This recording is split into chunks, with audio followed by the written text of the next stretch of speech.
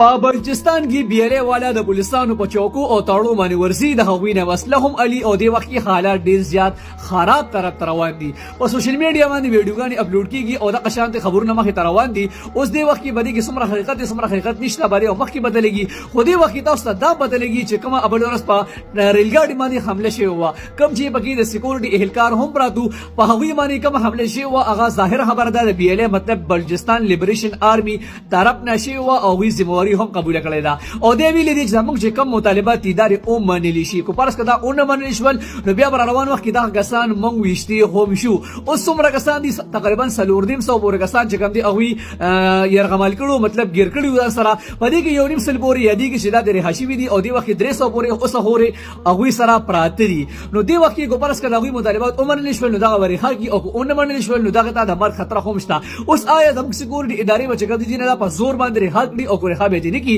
دا بر روان وخت سره بدلېږي او کو را دي مطالبات باندې لیکيږي تاسو دې واره کې سوای خپل رائے په کمنټس کې لازم راکې مننه